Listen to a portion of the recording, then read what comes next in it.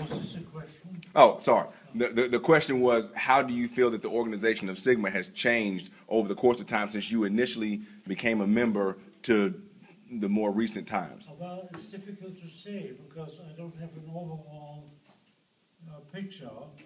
I was quite active in the Little Rock chapter in the 50s and felt very much at home there. Then I went to New Orleans. I already talked about this earlier, and it was very different.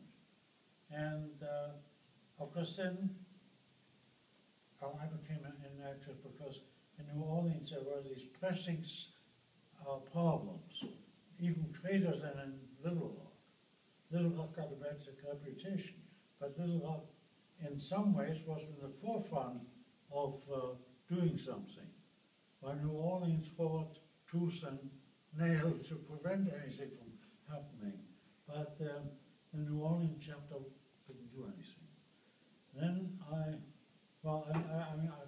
think some of you heard this because I talked about it earlier, that it took me again some time to be convinced to become active again. And to begin with, they made a lot of fuss about me about 10 years ago. You probably saw the copy of the Crescent. Mm-hmm. You know, they had a big picture of me on the front page of the Crescent, and, you know, but I'm coming from Nazi Germany and into the American South. I always had hope. There were some people in the fraternity who pretty much shared the concerns, our own concerns. On the other hand, I always wanted to be on the social action committee, either on a regional, on a state, on a national level. I never got any reply. Then, I had a talk with, the present president. When he became president, he said he was coming to Buffalo. Jim Hammock?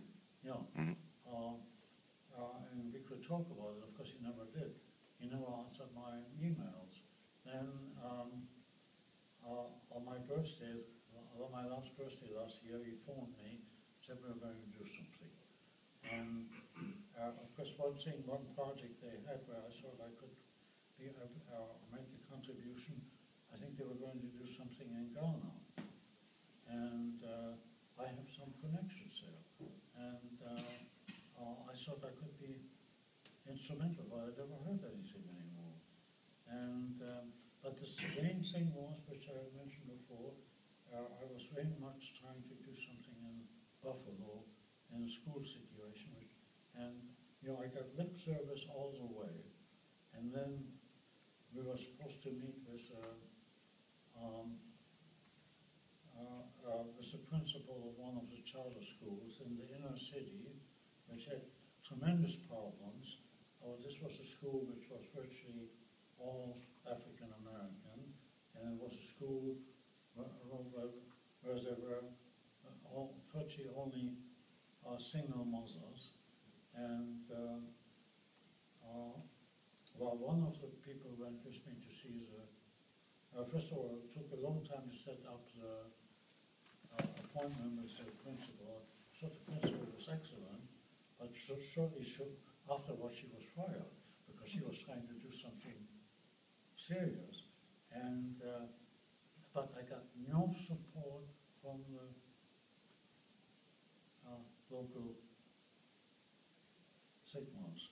Now, of course that doesn't really answer your question. I think there has been a certain continuity. I think there have been there were both of these directions in the 1950s, and I think they exist in the 2010s. There are few people who have a social conscience, and I haven't given up totally because now of course I'm not that young anymore. Next week I'm going to be 86. When I came to 1923. And today at lunch, I met William Woods, Dr. Woods, who was my student. And there's a beautiful picture of a class which I taught in 1952. This was quite interesting. This was I don't know whether you know what Esperanto is. Esperanto is an artificial international language. It's very easy to learn, and the idea was that it could help international communication. Now, I taught an Esperanto class. This was not an official class, nobody got credit for it, and we had a number of kids who joined it, including Dr. Woods. He wasn't Dr. Woods yet. I think he was a sophomore. And,